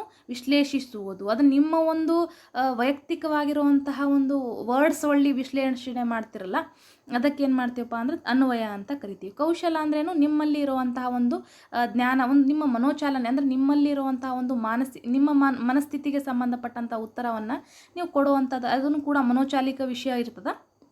ಅದಕ್ಕೆ ನಾವು ಕೌಶಲ್ಯವನ್ನು ಯೂಸ್ ಮಾಡ್ತೀವಿ. ಓಕೆ, ವಿದ್ಯಾರ್ಥಿಯು ಸಮುದ್ರಗುಪ್ತನ ಸಾಧನೆಯನ್ನು ವಿವರಿಸುವನು. ಇದು ಇತಿಹಾಸದ ಯಾವ ಉದ್ದೇಶಕ್ಕೆ ಸಂಬಂಧಿಸಿದೆಯಪ್ಪ ಅಂದರೆ ತಿಳುವಳಿಕೆ. ಇದು ನಿಮಗೆ ಖಂಡಿತ ಹೆಲ್ಪ್ ಆಗುತ್ತೆ ಅಂತ ನಾನು ಅನ್ಕೋತೀನಿ. ಪ್ರಶ್ನೆ ಸಂಖ್ಯೆ 9ಕ್ಕೆ 2ನೇ ಉತ್ತರ ಸರಿಯಾಗಿದೆ. ಮುಂದಿನ ಪ್ರಶ್ನೆ ನೋಡೋಣ ಯಾವ ರೀತಿ ಇದೆ ಅಂತ. ಪ್ರಶ್ನೆ ಸಂಖ್ಯೆ 10ನೇ ನೋಡ್ರಿ. ಇತಿಹಾಸ ಬೋಧನಾ ವಿಧಾನಗಳಲ್ಲಿ ಒಂದಾದ ಯೋಜನಾ ವಿಧಾನ ಈ ತತ್ವಕ್ಕೆ ಬದ್ಧವಾಗಿದೆ. ನೋಡ್ರಿ, ಯೋಜನಾ ವಿಧಾನ ಯಾವ ಒಂದು ತತ್ವಕ್ಕೆ ಬದ್ಧವಾಗಿದೆ ನೋಡ್ತಾ ಇರೋಣ. ಮಾಡಿ ಕಲಿ, ಜೀವಿಸುತ್ತಾ ಕಲಿ ತತ್ವ, ಮಹಾನ್ ಪುರುಷ ಸಿದ್ಧಾಂತ ತತ್ವ, ಹೋಲಿಕಾ ತತ್ವ, ಅಣುವಿನಷ್ಟು ಪಠ್ಯಾಂಶಗಳನ್ನು ಬ್ರಹ್ಮಾಂಡದಷ್ಟು ವಿಸ್ತರಿಸುವ ತತ್ವ ಅಂತ ಇದೆ. ಇದರಲ್ಲಿ ಸರಿಯಾದ ಉತ್ತರ ನೋಡೋಣ. ನೋಡಿರಿ, ಕ್ವಶನ್ ಇನ್ನೊಮ್ಮೆ ಓದ್ತೀನಿ ನಾನು. ಇತಿಹಾಸ ಬೋಧನಾ ವಿಧಾನಗಳಲ್ಲಿ ಒಂದಾದ ಯೋಜನಾ ವಿಧಾನವನ್ನು, ಯಾವುದು? ಇತಿಹಾಸ ಬೋಧನಾ ವಿಧಾನಗಳಲ್ಲಿ ಒಂದಾದ ಯೋಜನಾ ವಿಧಾನ ಯಾವ ತತ್ವಕ್ಕೆ ಸಂಬಂಧಿಸುತ್ತದೆಯಪ್ಪ ಅಂತಂದ್ರೆ ಮಾಡಿ ಕಲಿ, ಜೀವಿಸುತ್ತಾ ಕಲಿ ತತ್ವ. Okay, option 1 is a right answer. ಮಹಾನ್ ಪುರುಷ ಸಿದ್ಧಾಂತ ತತ್ವ ಬರುವುದಿಲ್ಲ, ಹೋಲಿಕಾ ತತ್ವ ಕೂಡ ಬರುವುದಿಲ್ಲ, ಮತ್ತು ಇದು ಕೂಡ ಬರುವುದಿಲ್ಲ. ಸರಿಯಾದ option 1 is a right answer. ಮಾಡಿ ಕಲಿ, ಜೀವಿಸುತ್ತಾ ಕಲಿ ತತ್ವ. ಇದು ಯೋಜನಾ ವಿಧಾನದ ಒಂದು ತತ್ವವಾಗಿದೆ. ಓಕೆ, ಮುಂದಿನ ಪ್ರಶ್ನೆ ಸಂಖ್ಯೆ 11. ಇತಿಹಾಸ ಶಿಕ್ಷಕರಾಗಿ ನೀವು ಅಶೋಕ ಸಾಮ್ರಾಟನ ತಂದೆ ಯಾರು ಎಂಬ ಪ್ರಶ್ನೆ ಕೇಳುವುದರ ಮೂಲಕ ಈ ಕೆಳಗಿನ ಯಾವ ಉದ್ದೇಶವನ್ನು ಈಡೇರಿಸುವಿ? ನೋಡ್ರಿ, ಈಗಾಗಲೇ ನಾವು ನೋಡಿದ್ವಲ್ಲ, ಬ್ಯಾಕ್ ಕ್ವಶನ್ ನೋಡಿದ್ವಿ. ಏನಿತ್ತು ಅದರಲ್ಲಿ? ವಿವರಿಸುವನು ಅಂತಿದ್ವಿ. ಅವಾಗ ಏನು ಮಾಡಿದ್ವಿ? ತಿಳುವಳಿಕೆ ಅಂತ ಹಾಕಿದ್ವಿ. ಇದರಾಗ ವಿವರಿಸುವನು ಏನಾರ ಕೊಟ್ಟಿದ್ದಾರಾ? ನೋ, ಇದರಲ್ಲಿ ಏನು ಕೊಟ್ಟಿದ್ದಾರೆ? ಡೈರೆಕ್ಟ್ ಪ್ರಶ್ನೆ. ನಾನು ಹೇಳಿದ್ದೀನಿ, ಡೈರೆಕ್ಟ್ ಪ್ರಶ್ನೆ 1 ಲೈನರ್ ಅಥವಾ 1 ವರ್ಡ್ ಕ್ವಶನ್ ನಿಮಗೆ ಕೇಳಿದರೆ ನೀವೇನು ಹಾಕಬೇಕು? ಜ್ಞಾನವನ್ನು ಹಾಕಬೇಕು. GK ಫ್ಯಾಕ್ಟ್ ಇರ್ತದಲ್ಲ, ಕ್ವಶನ್ GK ಫ್ಯಾಕ್ಟ್ ಅಂತ ನಿಮ್ಗೆ ಅನಿಸ್ತಿದೆ ಇಲ್ವೋ ನೋಡಿ. ಇನ್ನೊಮ್ಮೆ ಓದ್ಬಿಡ್ತೇನೆ ನಾನು. ಇತಿಹಾಸ ಶಿಕ್ಷಕರಾಗಿ ನೀವು ಅಶೋಕ ಸಮ್ರಾಟನ ತಂದೆ ಯಾರು ಅಂತ ಹೇಳಿದ್ರೆ ನೀವು 1 ಲೈನ್ ಒಳಗೆ ಏನು ಹೇಳ್ತೀರಿ? ಬಿಂದುಸಾರ ಅಂತ ಹೇಳ್ತೀರಲ್ವಾ? ಓಕೆ, ಹಾಗಾಗಿ ಈ ಪ್ರಶ್ನೆಗೆ ಕೇಳುವುದರ ಮೂಲಕ ಯಾವ ಉದ್ದೇಶವನ್ನು ಅನ್ವಯ ಮಾಡ್ಕೋತೀರಾ? ವಿಶ್ಲೇಷಿಸುವುದ ತಂದೆ ಯಾರು ಅಂತ ಒಂದು ಲೈನ್ ಕ್ವಶನ್ ಇದೆ, ಅದಕ್ಕೆ ಅನ್ವಯ ಏನಾದರೂ ಇದೆಯಾ? ನೋ, ರಾಂಗ್ ಆಗುತ್ತೆ. ಕೌಶಲ ಅಂತೂ ಬರುವುದಿಲ್ಲ. ತಿಳುವಳಿಕೆ ಅಂತ ವಿವರಿಸುವಂತಿದ್ರೆ ತಿಳುವಳಿಕೆ ಹಾಕ್ತೀವಿ ಇದರಲ್ಲಿ, ಅದು ಕೂಡ ಆದರೆ ಜ್ಞಾನ ಏನಾಗುತ್ತೆ ಇದರಲ್ಲಿ ಸರಿಯಾದ ಉತ್ತರ ಆಗತ್ತೆ. ಇತಿಹಾಸ ಶಿಕ್ಷಕರಾಗಿ ನೀವು ಅಶೋಕ ಸಾಮ್ರಾಟನ ತಂದೆ ಯಾರು ಎಂಬ ಪ್ರಶ್ನೆ ಕೇಳುವುದರ ಮೂಲಕ ಈ ಕೆಳಗಿನ ಯಾವ ಉದ್ದೇಶವನ್ನು ಈಡೇರಿಸಿರಪ್ಪ ಅಂದರೆ ಜ್ಞಾನ. ಈ ಜ್ಞಾನ ಸಂಬಂಧಪಟ್ಟಂಥ ಪ್ರಶ್ನೆ ಇದು. ಅಂದರೆ ಒನ್ ಲೈನರ್ ಒನ್ ವರ್ಡ್ ಇರುವಂಥ GK ಫ್ಯಾಕ್ಟ್ ಇರ್ತದಲ್ಲ, ಅಂಥ ಕ್ವಶನ್ಸ್ಗಳು ಬಂದಪ್ಪ ಅಂತಂದರೆ ಅದು ಜ್ಞಾನ ಅಂತ ತಿಳ್ಕೊರಿ. ನೆಕ್ಸ್ಟ್ ಮತ್ತು ಮುಂದೆ ಇದೇ ರೀತಿಯಾದಂಥ ಕ್ವಶನ್ ಬಂದರೆ ನೀವು ಅದಕ್ಕೆ ಕಂಪ್ಲೀಟಾಗಿ ಜ್ಞಾನ ಅಂತ ಹಾಕಿದರೆ ನಿಮಗೆ ಸರಿಯಾದ ಉತ್ತರ ಆಗತ್ತೆ. ಪ್ರಶ್ನೆ ಸಂಖ್ಯೆ 12 ನೋಡೋಣ. ಸ್ಥಳೀಯ ಇತಿಹಾಸ ಬೋಧನೆಯಲ್ಲಿ ಯಶಸ್ವಿಯಾಗಲು ಶಿಕ್ಷಕನು ಈ ಚಟುವಟಿಕೆ ಕೈಗೊಳ್ಳಬೇಕು. ನೋಡಲಿ, ಸ್ಥಳೀಯ ಇತಿಹಾಸ ಬೋಧನೆಯಲ್ಲಿ ಯಶಸ್ವಿಯಾಗಲು ಶಿಕ್ಷಕನು ಈ ಚಟುವಟಿಕೆ ಕೈಗೊಳ್ಳಬೇಕು. ಯಾವ ಚಟುವಟಿಕೆ? ಪ್ರವಾಸ ಕೈಗೊಳ್ಳುವುದು, ಸ್ಥಳೀಯ ಮಹಾನ್ ವ್ಯಕ್ತಿಗಳ ಜೀವನ ಚರಿತ್ರೆ ಅಧ್ಯಯನ, ವಿದ್ಯಾರ್ಥಿಗಳ ಸಂದರ್ಶನ, ಅಂತಾರಾಷ್ಟ್ರೀಯ ಮಟ್ಟದ ಇತಿಹಾಸದ ಅಧ್ಯಯನ. ನೋಡಲಿ, 1 ಸೆಕೆಂಡ್ ನೀವೇ ವಿಚಾರ ಮಾಡಿರಿ, ಏನು ಬರ್ಬೋದು ಇದರಲ್ಲಿ ಸರಿಯಾದಂಥ ಉತ್ತರ? ಸ್ಥಳೀಯ ಅಂತ ಕೊಟ್ಟಿದ್ದಾರಲ್ವ. ಕೆಲವೊಂದು ಟೈಮ್ ನೋಡಲಿ, ಭಾಳಷ್ಟು ಸತಿ ಆ ಕ್ವಶನ್ ಒಳಗೆ ಹಿಂಟ್ ಇರ್ತದೆ, ಆನ್ಸರ್ ಒಳಗೆ ಅದ್ರ ನಮಗೆ ಕ್ವಶನ್ ಒಳಗೆ ಹಿಂಟ್ ಸಿಕ್ಕಿರ್ತದೆ. ನಮಗೆ ಅದೇ ಹಿಂಟು ನಾವು ಆನ್ಸರ್ ಒಳಗೆ ಸಿಕ್ಬಿಟ್ರೆ ಖಂಡಿತ ಅದನ್ನೇ ಹಾಕ್ರಿ ನೀವು, ಅದೇ ರೈಟ್ ಆಗಿರ್ತದೆ. ಇದು ಒಂದು ಹಿಂಟ್ ನಮಗೆ. ಕ್ವಶನ್ ಒಳಗೆ ಇಲ್ಲಿ ಏನಾಗಿದೆ, ಸ್ಥಳೀಯ ಅಂತ ಕೊಟ್ಟಿದ್ದಾರಲ್ವ, ಹಾಗಾಗಿ ನಮಗೆ ಇಲ್ಲಿ ಬಂದಿದೆ ಸ್ಥಳೀಯ ಅಂತ. ನಾವು ಬೇರೆ ಆಪ್ಷನನ್ನು ಯಾಕೆ ನೋಡಬೇಕು? ನಿಮಗೆ ಅನಿಸ್ಬೋದು ಇದು ಕೆಲವೊಂದು ಟೈಮ್ ತಪ್ಪಾಗತ್ತೆ ಅಂತ. ನೋ, ರಾಂಗ್ ಆಗೋದಿಲ್ಲ. ಆಲ್ಮೋಸ್ಟ್ ಅದೇ. ನೀವು ಕಣ್ಣು ಮುಚ್ಚಿ ಹಾಕಬಾರ್ದು, ಓದಬೇಕು. ಅದನ್ನು ಸರಿಯಾಗಿ ಓದಿದರೆ ನಿಮಗೆ ಅಂಡರ್ಸ್ಟ್ಯಾಂಡ್ ಆಗೇ ಆಗ್ತದೆ. ಈ ಪ್ರಶ್ನೆಗೆ ನೋಡಲಿ ಸರಿಯಾದಂತಹ ಉತ್ತರ ಏನಾಗತ್ತಪ್ಪ ಅಂತಂದ್ರೆ option 2 is a right answer. ನೋಡಲಿ, ಆಪ್ಷನ್ 2 ಏನಿತ್ತು? ಸ್ಥಳೀಯ ಮಹಾನ್ ವ್ಯಕ್ತಿಗಳ ಜೀವನ ಚರಿತ್ರೆ ಅಧ್ಯಯನ. ನೋಡ್ರಿ, ಸ್ಥಳೀಯ ಇತಿಹಾಸ ಬೋಧನೆಯಲ್ಲಿ ಯಶಸ್ವಿಯಾಗಲು ಶಿಕ್ಷಕನು ಈ ಚಟುವಟಿಕೆ ಕೈಗೊಳ್ಳಬೇಕಂದ್ರೆ ಆ ಸ್ಥಳೀಯವಾಗಿ ಅಂದರೆ ಲೋಕಲ್ ಆಗಿ ಯಾರು ಮಹಾನ್ ವ್ಯಕ್ತಿಗಳಿದ್ರು. ಈಗ ಫಾರ್ ಎಕ್ಸಾಂಪಲ್ ಈಗ ನೋಡ್ರಿ, ಸ್ಥಳೀಯ ಅಂದರೆ ನಮ್ಮ ವಿಜಯಪುರ ಡಿಸ್ಟಿಕ್ ಅಂತ ತಿಳ್ಕೊಂಬಿಡ್ರಿ. ವಿಜಯಪುರ ಡಿಸ್ಟಿಕ್ ಒಳಗೆ ನಮಗೆ ಅಲ್ಲಿ ಮಹಾನ್ ವ್ಯಕ್ತಿಗಳು ಯಾರ್ಯಾರಿದ್ದಾರೆ, ಗೋಲ್ ಗುಮ್ಮಟ್ ಬಗ್ಗೆ ನಾವು ತಿಳ್ಕೊಬೋದು ಅಲ್ವಾ. ಮತ್ತು ಅಲ್ಲಿ ಯಾರ್ಯಾರಿದ್ರು, ಯಾರ್ಯಾರು ರಾಜ ಮಹಾರಾಜರುಗಳು ಅಂದರೆ ಸ್ಥಳೀಯವಾಗಿ ಅಲ್ಲಿ ಯಾರ್ಯಾರು ಆಳ್ವಿಕೆ ಮಾಡಿದ್ರು ಅವ್ರ ಬಗ್ಗೆ ನಾವು ಹೇಳ್ಬೋದಲ್ವಾ. ಓಕೆ, ಅದು ಏನಾಗತ್ತಪ್ಪ ಅಂತಂದ್ರೆ ಆ ಸ್ಥಳೀಯ ಲೋಕಲ್ ಇರುವಂತಹ ಅಲ್ಲಿರುವಂತಹ ಶಾಸನಗಳು ಸಿಕ್ಕಿರ್ಬೋದು, ಮಸ್ಕಿ ಶಾಸನ ಸಿಕ್ಕಿರ್ಬೋದು. ಅಂದರೆ ಲೋಕಲಿಟಿ ಮೇಲೆ ಇರುವಂತಹ ಅದನ್ನು ನಾವೇನು ಮಾಡ್ಬೋದು ಅಂದ್ರೆ ಅವರ ಜೀವನ ಚರಿತ್ರೆಯನ್ನು ನಾವೇನು ಮಾಡಬೇಕು, ಮಕ್ಕಳಿಗೆ ಅಧ್ಯಯನ ಮಾಡಿ ಮಕ್ಕಳಿಗೆ ನಾವು ಬೋಧಿಸೋಕ್ಕೆ ಸಾಧ್ಯ ಆಗ್ತದೆ. ಓಕೆ, ನೆಕ್ಸ್ಟ್ ಮುಂದಿನ ಪ್ರಶ್ನೆ ನೋಡೋಣ. ಹಾಗಾದರೆ ಪ್ರಶ್ನೆ ಸಂಖ್ಯೆ 12, ಸ್ಥಳೀಯ ಇತಿಹಾಸ ಬೋಧನೆಯಲ್ಲಿ ಯಶಸ್ವಿಯಾಗಲು ಶಿಕ್ಷಕನು ಈ ಚಟುವಟಿಕೆ ಕೈಗೊಳ್ಳಬೇಕು. ಯಾವುದಪ್ಪ ಅಂತಂದರೆ ಸ್ಥಳೀಯ ಮಹಾನ್ ವ್ಯಕ್ತಿಗಳ ಜೀವನ ಚರಿತ್ರೆಯ ಅಧ್ಯಯನ. Okay, option 2 is a right answer. ಮುಂದಿನ ಪ್ರಶ್ನೆ ನೋಡೋಣ. ಪ್ರಶ್ನೆ ಸಂಖ್ಯೆ 13, ಇತಿಹಾಸ ಶಿಕ್ಷಕರಾದ ನಿಮಗೆ ಈ ಕೆಳಗಿನ ಯಾವ ವಿಷಯ ಇತಿಹಾಸ ಬೋಧನೆಗೆ ಸಹಾಯಕಾರಿ ಆಗ್ತದೆ? ಯಾವ ಆಗ್ತದ ಸಹಾಯಕಾರಿ? ಭೌತಶಾಸ್ತ್ರ ಆಗ್ತದ, ಅರ್ಥಶಾಸ್ತ್ರ ಆಗ್ತದ, ರಾಸಾಯನಶಾಸ್ತ್ರ ಆಗ್ತದ, ಸಾಹಿತ್ಯ ಆಗ್ತದ? ನೋಡ್ರಿ, ನಮಗೆ ಇತಿಹಾಸಕ್ಕೆ ಇಂಪಾರ್ಟೆಂಟ್ ಆಗಿ ದೇಶೀಯ ಸಾಹಿತ್ಯ ಮತ್ತು ವಿದೇಶೀಯ ಸಾಹಿತ್ಯ ಇಂಪಾರ್ಟೆಂಟ್ ಅಲ್ವಾ. ಬೇರೆ ನಮ್ಮ ದೇಶದ ಬರಹಗಾರರು ಮತ್ತು ಬೇರೆ ದೇಶದ ಬರಹಗಾರರಿಂದ ರಚನೆ ಆದಂತಹ ಸಾಹಿತ್ಯ ಇಂಪಾರ್ಟೆಂಟು. ಇದರಲ್ಲಿ ಭೌತಶಾಸ್ತ್ರನೂ ಬರುವುದಿಲ್ಲ, ಅರ್ಥಶಾಸ್ತ್ರ ಬರುವುದಿಲ್ಲ, ಆ್ಯಂಡ್ ರಾಸಾಯನಶಾಸ್ತ್ರ ಬರುವುದಿಲ್ಲ. ಸಾಹಿತ್ಯ ಇಂಪಾರ್ಟೆಂಟು. ಹಾಗಾಗಿ ಇತಿಹಾಸ ಶಿಕ್ಷಕರಾದ ನಮಗೆ ಯಾವ ವಿಷಯ ಇತಿಹಾಸಕಾರ ಬೋಧನೆಗೆ ಸಹಾಯಕ ಆಗ್ತದೆ? ಸಾಹಿತ್ಯ ಬೇಕೇ ಅಲ್ವಾ. ಅಂದರೆ ಅವರು ಬರೆದಿಟ್ಟು ಹೋದಂತಹ ಸಾಹಿತ್ಯದಿಂದ ನಾವೇನು ಮಾಡ್ತೀವಪ್ಪ ಅಂತಂದರೆ ಇತಿಹಾಸ ಹೀಗೆ ಇತ್ತು ಅಂತ ತಿಳ್ಕೊಳ್ಳಿಕ್ಕೆ ಸಹಾಯಕಾರಿ ಆಗ್ತದೆ. ಓಕೆ, ಹಾಗಾಗಿ ಸಾಹಿತ್ಯ ಏನಪ್ಪ, ಅದು ಕೂಡ ಒಂದು ಆಧಾರ ಅಲ್ವಾ. ನಾವು ಆಧಾರಗಳು ಎಂಬ ಪಾಠವು ಅಭ್ಯಾಸ ಮಾಡ್ತೀವಿ, ಅದರಲ್ಲಿ ಇದೆಯಲ್ಲ ಸಾಹಿತ್ಯಿಕ ಆಧಾರಗಳು ಮತ್ತು ಪುರಾತತ್ವ ಆಧಾರಗಳು. ಹಾಗಾಗಿ ಇತಿಹಾಸ ಶಿಕ್ಷಕರಿಗೆ ಏನು ಬೇಕು? ಸಾಹಿತ್ಯ ಬೇಕು. Okay, option 1 is a right answer. ಮುಂದಿನ ಪ್ರಶ್ನೆ ನೋಡೋಣ. ಪ್ರಶ್ನೆ ಸಂಖ್ಯೆ 14, ಇತಿಹಾಸ ಪಠ್ಯವಸ್ತುವಿನ ಗುಣಲಕ್ಷಣಗಳಲ್ಲಿ ಒಂದಾಗಿದೆ. ನೋಡ್ರಿ, ಇತಿಹಾಸ ಪಠ್ಯವಸ್ತು ಯಾವ ಗುಣಲಕ್ಷಣಗಳನ್ನು ಹೊಂದಿರಬೇಕು? ವ್ಯಾವಹಾರಿಕ ಜ್ಞಾನ ಬೆಳೆಸೋದು ಹೊಂದಿರಬೇಕಾ, ಸಂವಹನ ಕೌಶಲ ಬೆಳೆಸಬೇಕಾ, ವೈಜ್ಞಾನಿಕ ಮನೋಭಾವನೆ ಬೆಳೆಸುವುದು, ಅಥವಾ ಅಂತಾರಾಷ್ಟ್ರೀಯ ತಿಳುವಳಿಕೆ ಮೂಡಿಸುವುದು? ನೋಡ್ರಿ, ಇತಿಹಾಸ ಪಠ್ಯವಸ್ತುವಿನ ಗುಣಲಕ್ಷಣ ಯಾವ ರೀತಿ ಇರಬೇಕು? ನೋಡ್ರಿ, ಹಿಸ್ಟ್ರಿ, ನ್ಯಾಷನಲ್ ಹಿಸ್ಟ್ರಿನೂ ಇರ್ತದೆ ಮತ್ತು ಇಂಟರ್ನ್ಯಾಷನಲ್ ಹಿಸ್ಟ್ರಿಯೂ ಕೂಡ ಇರ್ತದೆ, ಹೌದಲ್ವಾ. ನೋಡ್ರಿ, ವ್ಯಾವಹಾರಿಕ ಜ್ಞಾನ ಬೆಳೆಸೋಕ್ಕೆ ಇದು ಏನಿಲ್ಲಪ್ಪ ಅಂದ್ರೆ ಅರ್ಥಶಾಸ್ತ್ರ ಅಲ್ಲ. ಹಾಗಾಗಿ ಆಪ್ಷನ್ 1 ರಾಂಗ್ ಆಗ್ತದೆ. ಸಂವಹನ ಕೌಶಲ ಬೆಳೆಸುವುದು, ಮಾತನಾಡೋಕೆ ಏನಾರಾಗ್ತದೆ? ಇತಿಹಾಸ ಪಠ್ಯವಸ್ತುವಿನ ಗುಣಲಕ್ಷಣ ಮಾತನಾಡುವಂಥದ್ದು ಏನೂ ಇರುವುದಿಲ್ಲ. ಆಲ್ಮೋಸ್ಟ್ ನೋಡ್ರಿ, ಹಿಸ್ಟ್ರಿ ಹೆಂಗೆ ಇರ್ತದಪ್ಪ ಅಂತಂದರೆ ಅದು ಆ್ಯಕ್ಚುಲಿ ಅದು ಉಪನ್ಯಾಸ ಪದ್ಧತಿ ಹೇಳೋ ಥರನೇ ಇರ್ತದೆ. ಯಾಕಂದರೆ ಇತಿಹಾಸದ ಬಗ್ಗೆ ನೋಡ್ರಿ ಅದರಲ್ಲಿ ಚರ್ಚೆ ಮಾಡಬಹುದು, ಆದರೆ ಆಲ್ಮೋಸ್ಟ್ ಅದು ಉಪನ್ಯಾಸ ಪದ್ಧತಿ ಆಗ್ತದೆ. ಯಾಕಂದರೆ ಶಿಕ್ಷಕರು ಹೇಳ್ತಾ ಇರ್ತಾರೆ, ಒಂದೊಂದು ಘಟನೆಗಳನ್ನ ಹೇಳ್ತಾ ಇರ್ತಾರೆ. ವಿದ್ಯಾರ್ಥಿಗಳು ಏನು ಮಾಡ್ತಾರಪ್ಪ ಅಂದ್ರೆ ರೋಚಕವಾಗಿ ಅದನ್ನ ಏನು ಮಾಡ್ತಿರ್ತಾರಪ್ಪ ಅಂತ ಕೇಳ್ತಾ ಇರ್ತಾರೆ.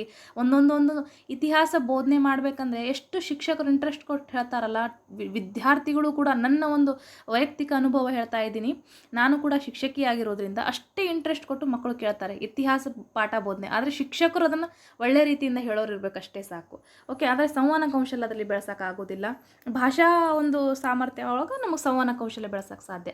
ಇದರಲ್ಲಿ ಇತಿಹಾಸ ಪಠ್ಯ ವಸ್ತುವಿನ ಗುಣಲಕ್ಷಣ ಅಲ್ಲ ಅದು. ವೈಜ್ಞಾನಿಕ ಮನೋಭಾವನೆ ಕೂಡ ಬೆಳೆಸೋಕ್ಕಾಗೋದಿಲ್ಲ. ಅದರಲ್ಲಿ ಏನು ಬರ್ತದಪ್ಪ ಅಂತಂದರೆ ಅಂತಾರಾಷ್ಟ್ರೀಯ ತಿಳುವಳಿಕೆ ಮೂಡಿಸುವುದು. ಓಕೆ, ಹಾಗಾಗಿ option 4 is a right answer. ಅಂದರೆ ಬೇರೆ ಬೇರೆ ದೇಶದ್ದು, ಬೇರೆ ಬೇರೆ ರಾಷ್ಟ್ರದ್ದು ಏನು ಮಾಡ್ತದಪ್ಪ ಅಂತಂದರೆ ತಿಳುವಳಿಕೆಯನ್ನು ಮೂಡಿಸ್ತದೆ. ಇದು ಒಂದು ಗುಣಲಕ್ಷಣ ಐತಿ ಇತಿಹಾಸ ಪಠ್ಯ ವಸ್ತುವಿನ. ಓಕೆ, ಮುಂದಿನ ಪ್ರಶ್ನೆ ನೋಡೋಣ ಯಾವ ರೀತಿ ಇದೆ ಅಂತ.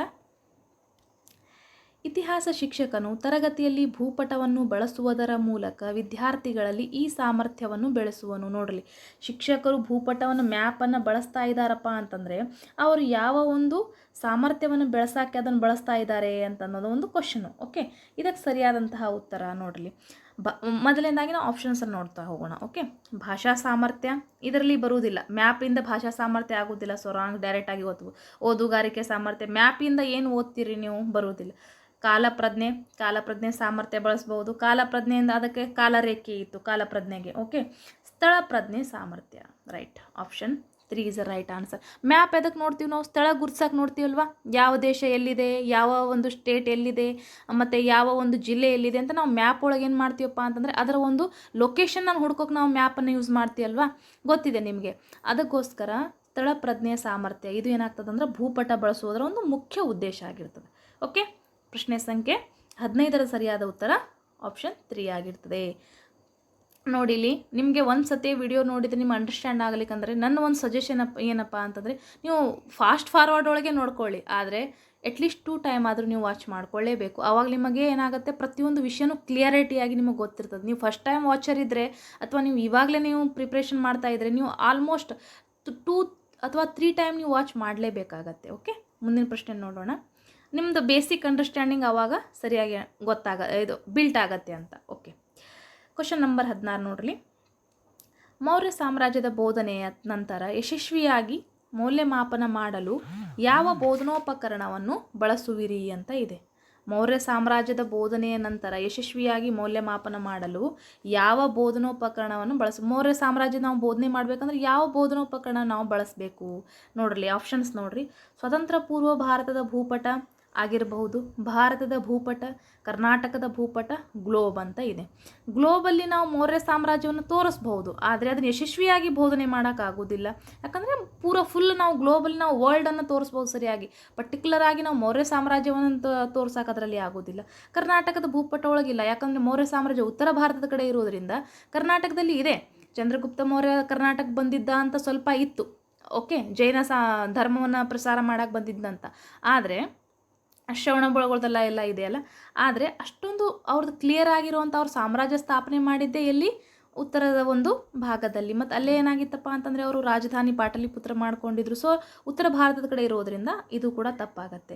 ಭಾರತದ ಭೂಪಟ ಮತ್ತು ಸ್ವತಂತ್ರ ಪೂರ್ವ ಭಾರತದ ಭಾರತದ ಭೂಪಟ ಅಂದರೆ ಪ್ರೆಸೆಂಟ್ ಇರುವಂತಹ ಭಾರತದ ಭೂಪಟ ಮತ್ತು ಸ್ವತಂತ್ರ ಪೂರ್ವದಲ್ಲಿ ಇರುವಂತಹ ಭಾರತದ ಭೂಪಟಕ್ಕೇನಿದೆ ವ್ಯತ್ಯಾಸವಿದೆ. ಓಕೆ, ಸ್ವತಂತ್ರ ಪೂರ್ವ ಭಾರತ ಭೂಪಟ ನೋಡಿದರೆ ನಿಮಗೆಲ್ಲನೂ ಗೊತ್ತಾಗುತ್ತೆ. ತಕ್ಷಶಿಲೆ ಎಲ್ಲಿತ್ತು, ಪಾಕಿಸ್ತಾನಗಳೆಲ್ಲ ಇತ್ತಲ್ವ, ಅದಕ್ಕೋಸ್ಕರ ಅಲ್ಲಿರುವಂತಹ ಆ ವಾಯು ಭಾಗದಿಂದ ಪಾಕಿಸ್ತಾನ ಅಫ್ಘಾನಿಸ್ತಾನ ಏನು ಮಾಡಿದರು, ಚಂದ್ರಗುಪ್ತ ಮೌರ್ಯ ಅವರು ಸೆಲ್ಯೂಕಸನ್ನು ಸೋಲಿಸಿ ಆ ಒಂದು ಪ್ರದೇಶವನ್ನು ಪಡ್ಕೊಂಡಿದ್ರಲ್ವ. ಹಾಗಾಗಿ ಈಗಿನ ಭಾರತ ನೋಡಿದರೆ ಇದರಲ್ಲಿ ಏನು ಸಿಗ್ತದೆ, ಪಾಕಿಸ್ತಾನ ಅಫ್ಘಾನಿಸ್ತಾನ ಬೇರೆ ಬೇರೆ ರಾಷ್ಟ್ರಗಳಾಗಿದ್ದಾವೆ. ಆದರೆ ಸ್ವತಂತ್ರ ಪೂರ್ವ ಭಾರತ ನೋಡಿದ್ವಿ ಅಂದರೆ ಆ ಪಾಕಿಸ್ತಾನ ಅಫ್ಘಾನಿಸ್ತಾನ ಕೂಡ ಇಂಡಿಯಾದ ಫುಲ್ ಮ್ಯಾಪ್ ನೋಡ್ರಿ ನೀವು, ಪೂರ್ತಿ ನಮ್ಮವೇ ಆಗಿರ್ತಾವೆ. ನೇಪಾಳ ಆ್ಯಂಡ್ ಭೂಟಾನ್ ಎಲ್ಲ ನಮ್ಮ, ಬಾಂಗ್ಲಾದೇಶ್ ಇವೆಲ್ಲ ಆವಾಗ ಯಾಕಂದರೆ ಬೇರೆ ಬೇರೆ ರಾಷ್ಟ್ರಗಳಾಗಿ ವಿಂಗಡಣೆ ಮಾಡಿದ್ದಿಲ್ಲ. ಸೊ ಪೂರ್ತಿ ಸ್ವತಂತ್ರ ಪೂರ್ವ ಭಾರತ ಭೂಪಟ ನೋಡಿದರೆ ತುಂಬ ಇಂಡಿಯಾ ಏನಿದೆಯಪ್ಪ ಅಂದ್ರೆ ಬಹಳಷ್ಟು ದೊಡ್ಡ ಲಾರ್ಜ್ ಒಂದು ಕಂಟ್ರಿಯಾಗಿ ಕಾಣ್ತದೆ ನಮಗೆ. ಹಾಗಾಗಿ ಭಾರತದ ಭೂಪಟ ಅಲ್ಲ, ಸ್ವತಂತ್ರ ಪೂರ್ವ ಭಾರತ ಭೂಪಟ ನೋಡಿದರೆ ನಮಗೆ ಅದರಲ್ಲಿ ಸರಿಯಾಗಿ ನಮಗೆ ಮೌರ್ಯ ಸಾಮ್ರಾಜ್ಯವನ್ನು ನಾವು ಯಶಸ್ವಿಯಾಗಿ ಮೌಲ್ಯಮಾಪನ ಮಾಡಲು ಬೋಧನೋಪಕರಣ ಬಳಸಿದ್ರಂದ್ರೆ ಈ ಒಂದು ಬೋಧನೋಪಕರಣವನ್ನು ನಾವು ಬಳಸ್ಬೋದು. ಸ್ವತಂತ್ರ ಪೂರ್ವ ಭಾರತದ ಭೂಪಟವನ್ನು ಬಳಸ್ಬೋದು. ನೋಡ್ರಿ, ಮುಂದಿನ ಪ್ರಶ್ನೆ ನೋಡೋಣ. 17ನೇ ಪ್ರಶ್ನೆ. ಇತಿಹಾಸ ಶಿಕ್ಷಕರಾಗಿ ನೀವು ವಿದ್ಯಾರ್ಥಿಗಳನ್ನು ಈ ಕೆಳಗಿನ ಯಾವ ಸ್ಥಳಕ್ಕೆ ಪ್ರವಾಸ ಕರೆದುಕೊಂಡು ಹೋಗಲು ಬಯಸ್ತೀರಿ? ಯಾಣ ಕರ್ಕೊಂಡು ಹೋಗ್ತೀರಾ, ಮಂಗಳೂರು ಬೀಚ್ ಕರ್ಕೊಂಡು ಹೋಗ್ತೀರಾ, ಹಟ್ಟಿ ಚಿನ್ನದ ಗಣಿ ಕರ್ಕೊಂಡು ಹೋಗ್ತೀರಾ, ಎಲ್ಲಿ ಕರ್ಕೊಂಡು ಹೋಗ್ತೀರಿ ನೋಡಲಿ. ನಿಮಗೆ ಸರಿಯಾದಂತಹ ಒಂದು ಇತಿಹಾಸ ಶಿಕ್ಷಕರಾಗಿ ನಮಗೆ ನೋಡ್ರಿ, ಯಾಣ ಕೂಡ ಇಂಪಾರ್ಟೆಂಟು, ಮಂಗಳೂರು ಬೀಚ್ ಕೂಡ ಎಲ್ಲರೂ ಕೂಡ ಇಂಪಾರ್ಟೆಂಟ್ ಸ್ಥಳಗಳೇ ಇದ್ದಾವೆ. ಆದರೆ ಇದರಲ್ಲಿ ನಿಮ್ಗೆ ಹೆಚ್ಚು ಸಮಂಜಸವಾಗಿ ಮತ್ತು ವಿದ್ಯಾರ್ಥಿಗಳಿಗೆ ಒಂದು ಸಾಮ್ರಾಜ್ಯದ ಬಗ್ಗೆ ಕಲಿಕೆ ಬರ್ತದಪ್ಪ ಅಂತಂದರೆ ಇಲ್ಲಿ Hampi is a right answer. Option 3 is a right answer. ಯಾಕಂದರೆ ಹಂಪೆಯಿಂದ ಹೋದರೆ ಅವ್ರೇನು ಕರೀತಾರಪ್ಪ ಅಂತಂದರೆ ವಿಜಯನಗರ ಸಾಮ್ರಾಜ್ಯದಲ್ಲಿರುವಂತಹ ಒಂದು ವೈಭವವನ್ನು ಹಂಪೆಯಲ್ಲಿ ನೋಡ್ಬೋದಲ್ವಾ. ಯಾಕಂದರೆ ವಿಜಯನಗರ ಸಾಮ್ರಾಜ್ಯದ ರಾಜಧಾನಿ ಯಾವುದಾಗಿತ್ತು? ಹಂಪೆ ಆಗಿತ್ತು. ಅಲ್ಲಿ ಕಲ್ಲಿನ ರಥಗಳು ಎಲ್ಲ, ವಿರೂಪಾಕ್ಷ ದೇವಾಲಯ ಆಗಿರ್ಬೋದು, ಪ್ರತಿಯೊಂದನ್ನು ಕೂಡ ಮಕ್ಕಳು ನೋಡಿ ಏನು ಮಾಡ್ಕೋಬಹುದು ಅಂದರೆ ಇತಿಹಾಸವನ್ನು ಸ್ಮರಣೆಯನ್ನು ಮಾಡ್ಕೋಬಹುದು. ಹಾಗಾಗಿ ಇದು ಏನಪ್ಪ ಅಂತಂದರೆ ಇದಕ್ಕೆ ಸರಿಯಾದಂತಹ ಉತ್ತರ. ರೈಟ್. ನೆಕ್ಸ್ಟ್ 18ನೇ ಪ್ರಶ್ನೆ. ವಿದ್ಯಾರ್ಥಿಗಳ ಅನ್ವಯ ಸಾಮರ್ಥ್ಯವನ್ನು ಪರೀಕ್ಷಿಸಲು ಈ ಕೆಳಗಿನ ಯಾವ ಪ್ರಶ್ನೆ ಸಹಾಯಕವಾಗುತ್ತದೆ? 2014 ಒಳಗೆ 3 ಒಂದು ಉದ್ದೇಶಗಳ ಮೇಲೇನೂ ಕೂಡ ಕ್ವಶನನ್ನು ಕೇಳಲಾಗಿದೆ. ಫಸ್ಟಿಗೆ ಎದುರು ಕೇಳಿದರು? ತಿಳುವಳಿಕೆ ಕೇಳಿದರು, ಆಮೇಲೆ ಜ್ಞಾನಕ್ಕೆ ಕೇಳಿದರು, ನೆಕ್ಸ್ಟ್ ಇಲ್ಲಿ ಏನು ಕೇಳಿದ್ದಾರೆ? ಅನ್ವಯಕ್ಕೆ ಕೇಳಿದ್ದಾರೆ. ಓಕೆ, 3 ಉದ್ದೇಶಗಳನ್ನು ಕೂಡ ಕೇಳಿದ್ದಾರೆ, ನೆನಪಲ್ಲಿ ಇಟ್ಕೋರಿ. ನೆಕ್ಸ್ಟು ಕಳಿಂಗ ಮಹಾಯುದ್ಧ ಯಾರ ಮಧ್ಯೆ ನಡೆಯಿತು? ಇದೇನಾಯಿತು? ಇದು ಫ್ಯಾಕ್ಟ್ ಬೇಸ್ ಆಯಿತು. ಯಾರ್ಯಾರ ಮೇಲೆ ಅಂತಂದರೆ ಅಂದರೆ ಯಾರ್ಯಾರು ನಡಬೇಕಾಗಿತ್ತು ಕಳಿಂಗ ಯುದ್ಧ? ಒಂದು ಮೌರ್ಯದ ಅಶೋಕನ ಮತ್ತು ಕಳಿಂಗದ ಒಂದು ದೊರೆ ನಡಬೇಕಾಗಿತ್ತು. ಓಕೆ, ಹಾಗಾಗಿ ಇದು ಏನಪ್ಪ ಅಂತಂದರೆ ಫ್ಯಾಕ್ಟ್ ಬೇಸ್ ಆಯಿತು. ಇದು ನೀವು ಬರಿಬಹುದು. ಇದು ಏನಾಯಿತು? ಜ್ಞಾನಕ್ಕೆ ಸಂಬಂಧಪಟ್ಟಂಗಾಯಿತು. ಕಳಿಂಗ ಮಹಾಯುದ್ಧದ ಪರಿಣಾಮ ವಿವರಿಸಿ ಅಂತಂದರೆ ಅದಕ್ಕೆ ಬಂತು? ತಿಳುವಳಿಕೆಗಾಯಿತು. ಇದು ಕೂಡ ರಾಂಗು, ಇದು ಕೂಡ ರಾಂಗು. ಕಳಿಂಗ ಮಹಾಯುದ್ಧ ಎಷ್ಟರಲ್ಲಿ ನಡೆಯಿತು? ಎಷ್ಟರಲ್ಲಿ ಅಂದರೆ ನಾವು ಡೇಟ್ ಹಾಕ್ಬೋದಲ್ಲ, ಎಷ್ಟರಲ್ಲಿ ಕಳಿಂಗ ಯುದ್ಧ ಎಷ್ಟರಲ್ಲಿ ನಡೆಯಿತು ಅಂತ ಕೇಳಿದ್ರೆ ಇದು ಫ್ಯಾಕ್ಟ್ ಕ್ವಶನು. ಸೊ ಇದು ಕೂಡ ಕ್ರಿಪ್ಪೋ 261 ಅಥವಾ 68 ಕನ್ಫ್ಯೂಸ್ ಆಗ್ತಾ ಇದೆ ನನಗೆ. ನಾನು ಕ್ಲಿಯರ್ ಮಾಡ್ತೀನಿ ನೆಕ್ಸ್ಟ್ ವಿಡಿಯೋಲಿ. Okay, right. ಹಾಗಾಗಿ ನಾನು ಇದನ್ನು ಪರ್ಟಿಕ್ಯುಲರ್ ಆಗಿ ಕೊಡೋದಿಲ್ಲ. ಕಳಿಂಗ ಮಹಾಯುದ್ಧದ ಪರಿಣಾಮವನ್ನು ವಿಶ್ಲೇಷಿಸಿ ಅಂತ ಇದೆ ಅಲ್ವಾ. ಇದು ಏನಪ್ಪ ಅಂತಂದರೆ ಅನ್ವಯ. ವಿಶ್ಲೇಷಿಸಿ ಅಂತ ಬಂತಂದರೆ ಇದು ಅನ್ವಯಕ್ಕೆ ಸಂಬಂಧಪಟ್ಟಂತಹ ಒಂದು ಆನ್ಸರು ಅಂತ ನೀವು ಕಂಡುಹಿಡ್ಕೊಳ್ಳೇಬೇಕು. ಓಕೆ, ಅನ್ವಯ. ವಿಶ್ಲೇಷಿಸಿ ಅಂತ ಬಂದರೆ ಅನ್ವಯ, ವಿವರಿಸಿ, ದೃಷ್ಟಾಂತೀಕರಿಸಿರಿ ಅಂದರೆ ಏನು? ತಿಳುವಳಿಕೆ, ಮತ್ತು ಫ್ಯಾಕ್ಟ್ ಆಗಿರುವಂಥದ್ದು ಒಂದು ಲೈನರ್ ಕ್ವಶನ್, ಜ್ಞಾನಕ್ಕೆ ಸಂಬಂಧಪಟ್ಟಿರುವಂಥ ಜಿಕೆ ಇರಬೇಕು. ಅದು ಪಟ್ಟಕ್ಕನ ಒಂದು ವರ್ಡಲ್ಲಿ ಹೇಳುವಂಥದ್ದು ಇರಬೇಕು. ಅಂಥವು ಏನಪ್ಪ ಅಂತಂದರೆ ಜ್ಞಾನಕ್ಕೆ ಸಂಬಂಧಪಟ್ಟಂತೆ. ಓಕೆ, ಇವು 3 ನಿಮಗೆ ತುಂಬಾ ಇಂಪಾರ್ಟೆಂಟ್. ಕೌಶಲ್ಯ ಅಷ್ಟೊಂದು ಕೇಳಲ್ಲ, ಬಟ್ ಇವು 3 ಅಂತೂ ಡೆಫಿನೆಟ್ ಆಗಿ ಒಂದು ಪ್ರಶ್ನೆ ಇದ್ದೇ ಇರ್ತದೆ. ಓಕೆ, ಹಾಗಾದರೆ ಮುಂದಿನ ಪ್ರಶ್ನೆ ನೋಡೋಣ. ವಿದ್ಯಾರ್ಥಿಗಳ ಅನ್ವಯ ಸಾಮರ್ಥ್ಯವನ್ನು ಪರೀಕ್ಷಿಸಲು ಈ ಕೆಳಗಿನ ಯಾವ ಪ್ರಶ್ನೆ ಸಹಾಯಕವಾಗುತ್ತದೆ? Option 2 is a right answer. ಪ್ರಶ್ನೆ ಸಂಖ್ಯೆ 19. ಸಮಾಜ ವಿಜ್ಞಾನ ತರಗತಿಯಲ್ಲಿ ನಡೆಯುವ ಮೌಲ್ಯಮಾಪನ ಹೀಗಿರಬೇಕು. ಯಾವ ಒಂದು ಆಧಾರಿತವಾಗಿರಬೇಕು? ಸಮಾಜ ವಿಜ್ಞಾನ ತರಗತಿಯಲ್ಲಿ ನಡೆಯುವಂತಹ ಏನಪ್ಪ ಅಂತಂದರೆ ಮೌಲ್ಯಮಾಪನ ಯಾವ ಒಂದು ಆಧಾರವಾಗಿರಬೇಕು ನೋಡೋಣ. ಓಕೆ, ಆಪ್ಷನ್ಸ್ಗಳನ್ನು ನೋಡೋಣ. ವಿಷಯಾಧಾರಿತವಾಗಿರಬೇಕು. ಇದು ಮರಳಿ ಅಲ್ಲ, ಇದು ಮೇ ಬಿ ಇದು ಸ್ಮರಣೆ ಆಧಾರಿತ ಆಗಿರಬೇಕು, ಮತ್ತು ಮಾಹಿತಿ ಆಧಾರಿತವಾಗಿರಬೇಕು, ಮತ್ತು ಸಾಮರ್ಥ್ಯಾಧಾರಿತ ಆಗಿರಬೇಕು. ಕ್ವಶನ್ ಏನಿತ್ತು? ಸಮಾಜ ವಿಜ್ಞಾನ ತರಗತಿಯಲ್ಲಿ ನಡೆಯುವ ಮೌಲ್ಯಮಾಪನ ಹೇಗಿರಬೇಕಪ್ಪ ಅಂತಂದರೆ ಸಾಮರ್ಥ್ಯ ಆಧಾರಿತವಾಗಿರಬೇಕು. ಓಕೆ, ಮಾಹಿತಿಗಳ ಮೇಲೆ ನಾವೇನು ಮಾಡೋಕ್ಕಾಗೋದಿಲ್ಲ, ಮೌಲ್ಯಮಾಪನ ಮಾಡೋಕ್ಕಾಗೋದಿಲ್ಲ. ಮಕ್ಕಳಿಗೆ ಎಷ್ಟು ಮಾಹಿತಿ ನೆನಪೈತಿ ಅದ್ರ ಮೇಲೆ ಏನಾದರೂ ಮೌಲ್ಯಮಾಪನ ಮಾಡಬೇಕು. ಅದು ಕೇವಲ ಒಂದು ವೇ ಆಗತ್ತೆ. ಸಮಗ್ರವಾಗಿ ಮಕ್ಕಳ ಒಂದು ಪೂರ್ತಿ ಆ್ಯಪ್ಟಿಟ್ಯೂಡನ್ನು ಅಂದ್ರೆ ಪೂರ್ತಿ ಮಗುವಿನ ಒಂದು ಸಾಮರ್ಥ್ಯವನ್ನು ಅಂದ್ರೆ ಪ್ರತಿಯೊಂದು ವಿಷಯದಲ್ಲಿಯೂ ಕೂಡ ಮಗು ಯಾವ ರೀತಿಯಾಗಿ ಮತ್ತು ಭೂಗೋಳ ಒಳಗೆ ಹೇಗಿರಬೇಕು, ಬೇರೆ ಬೇರೆ ವಿಷಯದಲ್ಲಿ ಯಾವ ರೀತಿಯಾಗಿ ಮಗು ಸಾಮರ್ಥ್ಯವನ್ನು ತೋರಿಸ್ತದಲ್ಲ ಅದರ ಮೇಲೆ ನಾವೇನು ಮಾಡಬೇಕಪ್ಪ ಅಂತಂದರೆ ಆ ಒಂದು ಮೌಲ್ಯಮಾಪನವನ್ನು ಮಾಡಬೇಕು. ಕೇವಲ ಒಂದೊಂದು ವಿಷಯಾಧಾರಿತವಾಗಿ ಮಾಡಬಾರ್ದು, ಜ್ಞಾನ ಆಧಾರಿತ ಮಾಡಬಾರ್ದು, ಮತ್ತು ಮಾಹಿತಿ ಆಧಾರಿತವಾಗಿಯೂ ಕೂಡ ಮಾಡಬೇಕಾಗಿ option 4 is the right answer. ಯಾವತ್ತಾದರೂ ಸಮಾಜ ವಿಜ್ಞಾನ ತರಗತಿಯಲ್ಲಿ ನಡೆಯುವ ಮೌಲ್ಯಮಾಪನವು ಸಾಮರ್ಥ್ಯ ಆಧಾರಿತ ಆಗಿರಬೇಕು. ನೋಡಿ ಪ್ರಶ್ನೆ ಸಂಖ್ಯೆ 20 ನೋಡ್ರಿ. ಸಮಾಜ ವಿಜ್ಞಾನ ಮೌಲ್ಯಮಾಪನದಲ್ಲಿ ಅಂಕಗಳ ಬದಲಿಗೆ ಶ್ರೇಣಿ ವ್ಯವಸ್ಥೆಯನ್ನು ಜಾರಿಗೆ ತಂದ ವಿನೂತನ ಕಾರ್ಯಕ್ರಮ ಯಾವುದು ಅಂತ ಕೇಳಿದ್ದಾರೆ. ಏನು? ಅಂಕಗಳ ಬದಲಿಗೆ ಗ್ರೇಡ್ಸನ್ನು ಕೊಡುವಂತಹ ಒಂದು ಕಾರ್ಯಕ್ರಮ ಯಾವುದು? ನಿರಂತರ ಮತ್ತು ಸಮಗ್ರ ಮೌಲ್ಯಮಾಪನ ಪದ್ಧತಿ, ಚೈತನ್ಯ ಪದ್ಧತಿ, ತ್ರೈಮಾಸಿಕ ಪದ್ಧತಿ ಅಥವಾ ಸೆಮಿಸ್ಟರ್ ಪದ್ಧತಿ? ಈ ಪ್ರಶ್ನೆಗೆ ಸರಿಯಾದ ಉತ್ತರ ಆಪ್ಷನ್ 4 ಆಗುತ್ತೆ. ಯಾವುದು? ಸೆಮಿಸ್ಟರ್ ಪದ್ಧತಿ. ಸೆಮಿಸ್ಟರ್ ಪದ್ಧತಿಯ ಮೂಲಕ ಏನು ತಂದಿದ್ರಪ್ಪ ಅಂತಂದರೆ ಇದನ್ನು ಬಿಟ್ಟು ಅಂಕಗಳನ್ನು ಕೊಡೋದು ಬಿಟ್ಟು ಗ್ರೇಡ್ A ಮತ್ತು A+B ಅಂತ ಈ ರೀತಿ ಗ್ರೇಡನ್ನು ಕೊಡ್ತೀವಲ್ವ, ಪ್ರೆಸೆಂಟ್ ಕೂಡ ನಾವು ಅಂಕಗಳ ಬದಲಿಗೆ ಗ್ರೇಡನ್ನೇ ಕೊಡ್ತಾ ಇದ್ದೀವಿ. ಓಕೆ, ಹಾಗಾಗಿ ಇದಕ್ಕೆ ಸರಿಯಾದ ಉತ್ತರ ಏನಾಗುತ್ತಾ? ಆಪ್ಷನ್ 4 ಸೆಮಿಸ್ಟರ್ ಪದ್ಧತಿ. ಇಷ್ಟು ಕೂಡ ನಾವೇನು ಮಾಡಿದ್ವಪ್ಪ ಅಂತಂದರೆ 2014 ಏನು ಮಾಡಿದ್ವಿ? ಬೋಧನಾಶಾಸ್ತ್ರ ವಿಷಯಕ್ಕೆ ಸಂಬಂಧಪಟ್ಟಂತಹ ಪ್ರಶ್ನೋತ್ತರಗಳ ಒಂದು ಕಂಪ್ಲೀಟಾಗಿ 20 ಪ್ರಶ್ನೋತ್ತರಗಳನ್ನು ಅಭ್ಯಾಸ ಮಾಡಿದ್ವಿ. ಇದೇ ಪ್ರಶ್ನೆಗೆ ರಿಲೇಟೆಡ್ ಆಗಿ ಏನಾಗುತ್ತಪ್ಪ ಅಂದರೆ ನೆಕ್ಸ್ಟ್ ಮುಂಬರುವಂತಹ TETಗೆ ನಿಮಗೆ ತುಂಬಾ ಸಹಾಯಕಾರಿಯಾಗಿರುವಂತಹ ಪ್ರಿವಿಯಸ್ ಇಯರ್ಸ್ ಕ್ವಶನ್ಸ್ ಇವು. ಓಕೆ, ಇವುಗಳನ್ನು ಒಂದು ಸತಿ ನಿಮಗೆ ಅಂಡರ್ಸ್ಟ್ಯಾಂಡ್ ಆಗಲಿಕ್ಕಪ್ಪ ಅಂದರೆ ಪದೇ ಪದೇ ನೀವೇನು ಮಾಡಬೇಕು? ನೋಡ್ತಾ ಇರಬೇಕು, ಓದ್ತಾ ಇರಬೇಕು. ಅಷ್ಟೇ ಮಾಡಿದ್ರೆ ಏನಾಗುತ್ತಪ್ಪ ಅಂತಂದರೆ ನೆಕ್ಸ್ಟು ನಿಮ್ಮ ಮೈಂಡಲ್ಲಿ ಅದು ಸ್ಟಿಕ್ ಆಗಿ ಉಳ್ಕೊಳ್ಳೋಕ್ಕೆ ಸಹಾಯಕಾರಿಯಾಗ್ತದೆ. ಓಕೆ, ಹಾಗಾದರೆ ಈ ವಿಡಿಯೋನ ನಾನು ಇಲ್ಲೇ ಮುಗಿಸ್ತಾ ಇದ್ದೀನಿ. ಇನ್ನೂ ನಮ್ಮ ಚಾನಲ್ಗೆ ಯಾರು ಸಬ್ಸ್ಕ್ರೈಬ್ ಮಾಡ್ಕೊಂಡಿಲ್ಲ, ಇದು ನಮ್ಮ ಒಂದು ಹೊಸ ಪ್ರಯತ್ನ, ಹೊಸ ಚಾನಲ್ ಆಗಿರೋದ್ರಿಂದ ನಿಮ್ಮ ಒಂದು ಸಪೋರ್ಟ್ ನಮಗೆ ಬೇಕಾಗಿರ್ತದೆ. ಹಾಗಾಗಿ ನೀವೇನು ಮಾಡಬೇಕು, ನಮ್ಮ ಚಾನಲ್ನ ಮೊದಲು ಸಬ್ಸ್ಕ್ರೈಬ್ ಮಾಡ್ಕೊಳ್ಳಿ. ಮತ್ತು ಒಳ್ಳೆ ವಿಡಿಯೋಸ್ ಮತ್ತು ಕಂಟೆಂಟ್ಗಳು ನಿಮಗೆ ಸಿಗುತ್ತೆ. ಮತ್ತು ನಿಮ್ಮ ಒಂದು ಯಾವುದಾದ್ರೂ ಕ್ವೆರೀಸ್ ಇತ್ತು, ಟಾಪಿಕ್ ರಿಲೇಟೆಡ್ ನಿಮ್ಮ ಕ್ವಶನ್ಸ್ ಇದ್ದುವಪ್ಪ ಅಂತಂದರೆ ನೀವು ಏನು ಮಾಡ್ಬೋದು, ಕಮೆಂಟ್ ಬಾಕ್ಸಲ್ಲಿ ಹಾಕ್ಬೋದು ಅಂತ ಹೇಳ್ತಾ ಈ ವಿಡಿಯೋನ ಮುಗಿಸ್ತಾ ಇದ್ದೀನಿ. Thank you.